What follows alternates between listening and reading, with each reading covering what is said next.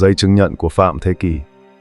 Ngày 23 tháng 3, một thông báo được công bố, không phải từ cơ quan điều tra, mà từ công ty quản lý của Phạm Thế Kỷ. Một tờ giấy được đưa ra trước công chúng.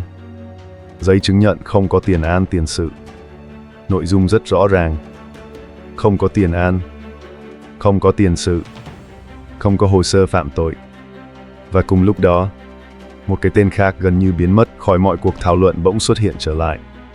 Lâm Bắc Xuyên. Một người từng lên tiếng, một người từng xuất hiện, và rồi biến mất trong gần 5 tháng. Không dấu vết, không thông báo, không lời giải thích. Chỉ còn lại một tin nhắn ngắn mơ hồ và chưa được xác nhận. Sau năm 2027, một người được minh oan, một người biến mất. Câu chuyện bắt đầu từ đây. Giấy chứng nhận vô tội và nghịch lý lớn nhất. Ngày 23 tháng 3, thông báo chính thức được phát đi. Công ty quản lý của Phạm Thế Kỷ công bố một tài liệu, một tờ giấy ngắn gọn, rõ ràng giấy chứng nhận không có tiền án tiền sự. Nội dung của nó không phức tạp. Nó xác nhận một điều duy nhất. Phạm Thế Kỷ không có hồ sơ phạm tội trong quá khứ, không bị truy cứu trách nhiệm hình sự, không có tiền án, không có tiền sự. Về mặt pháp lý, đây là một tài liệu hợp lệ. Nhưng ngay khi xuất hiện, nó không làm câu chuyện kết thúc. Ngược lại, nó khiến mọi thứ trở nên căng thẳng hơn. Bởi vì tờ giấy đó không trả lời câu hỏi lớn nhất. Điều gì đã xảy ra trong đêm đó? Không có dòng nào trong tài liệu đề cập đến bữa tiệc. Không có dòng nào liên quan đến cú ngã của Vu Mông Lung. Không có bất kỳ chi tiết nào liên quan trực tiếp đến sự cố. Đây không phải là kết luận điều tra, không phải bản án, không phải báo cáo hiện trường. Chỉ là một xác nhận lý lịch tư pháp. Nhưng nó lại được đưa ra ở thời điểm nhạy cảm nhất, ngay khi áp lực dư luận đạt đỉnh, ngay khi các giả thuyết lan rộng, ngay khi tên của Phạm Thế Kỷ trở thành trung tâm của tranh cãi. Điều đó tạo ra một nghịch lý. Một tài liệu hợp pháp, nhưng không liên quan trực tiếp đến sự việc. Một lời khẳng định vô tội, nhưng không giải thích được nghi vấn. Cùng với đó, công ty quản lý đưa ra một tuyên bố khác. Họ khẳng định những thông tin lan truyền trên mạng là vu khống. Họ cho rằng việc phát tán tin đồn đã xâm phạm quyền lợi hợp pháp, và họ đưa ra quyết định sẽ khởi kiện, không dàn xếp, không thỏa hiệp, không chấp nhận bất kỳ hình thức lan truyền sai sự thật nào. Những người đăng tải nội dung liên quan được yêu cầu gỡ bỏ, nếu không sẽ phải chịu trách nhiệm pháp lý. Đây không còn là phản hồi thông thường. Đây là một động thái pháp lý trực tiếp, và nó lập tức tạo ra hiệu ứng. Một số bài viết biến mất, một số tài khoản xóa nội dung, một số người chuyển sang im lặng. Nhưng không phải tất cả. Một bộ phận dư luận xem đây là dấu hiệu của việc minh oan. Họ cho rằng việc dám khởi kiện chứng tỏ sự tự tin, chứng tỏ không có gì phải che giấu. Nhưng một bộ phận khác lại nhìn theo hướng ngược lại. Họ đặt câu hỏi: tại sao không giải thích trực tiếp về đêm xảy ra sự việc? Tại sao không làm rõ đoạn video? Tại sao không trả lời về câu nói gây tranh cãi? Thay vào đó, lại tập trung vào một giấy tờ không liên quan trực tiếp. Hai cách nhìn, hai kết luận khác nhau. Không bên nào có đủ dữ kiện để chứng minh hoàn toàn. Và vì vậy, tranh cãi tiếp tục. Trong khi đó, một chi tiết khác bắt đầu xuất hiện. Những người từng đăng tải nội dung liên quan bắt đầu công khai xin lỗi.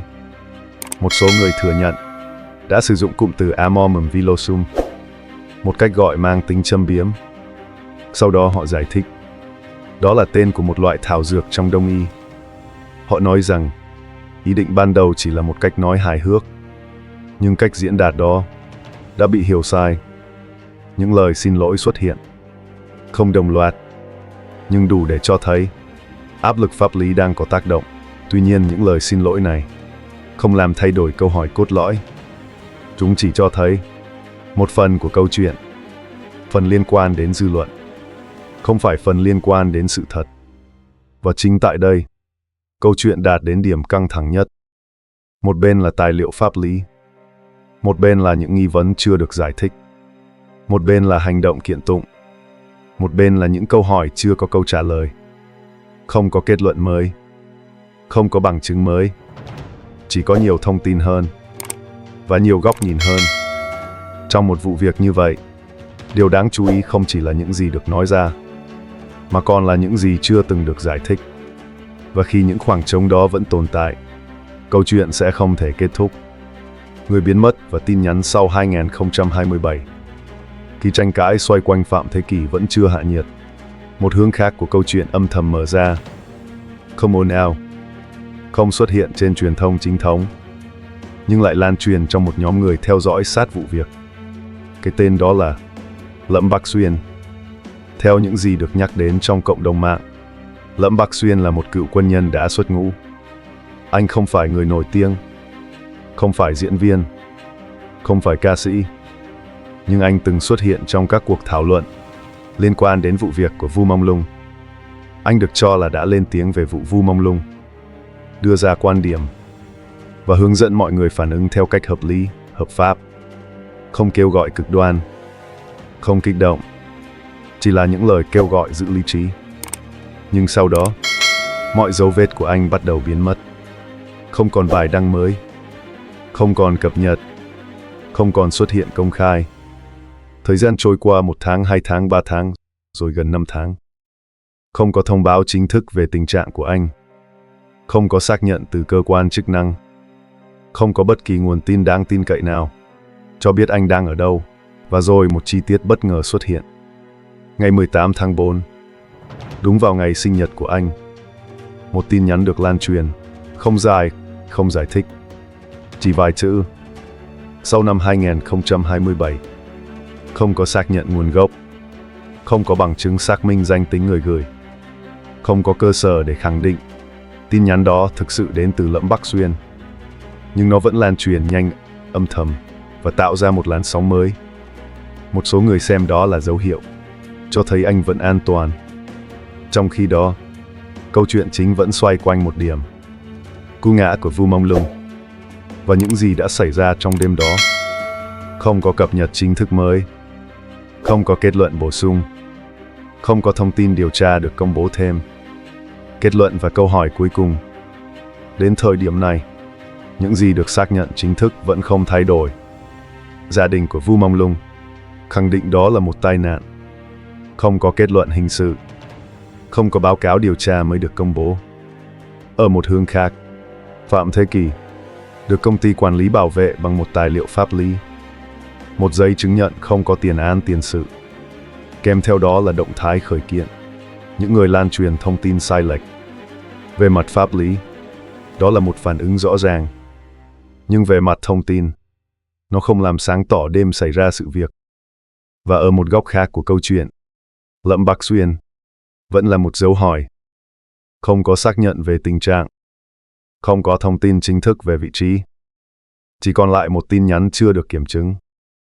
Sau năm 2027, 3 mảnh ghép, 3 hướng thông tin. Một sự kiện đã xảy ra. Một người được minh oan. Một người biến mất. Nhưng khi đặt cạnh nhau, chúng không tạo thành một câu trả lời hoàn chỉnh. Điều còn lại chỉ là những khoảng trống. Nếu bạn muốn theo dõi những hồ sơ tương tự, những câu chuyện có thật nhưng chưa có lời giải rõ ràng, hãy đăng ký kênh và để lại bình luận. Bởi vì đôi khi, một câu chuyện chưa kết thúc, không phải vì thiếu thông tin, mà vì vẫn còn quá nhiều điều chưa được nói ra.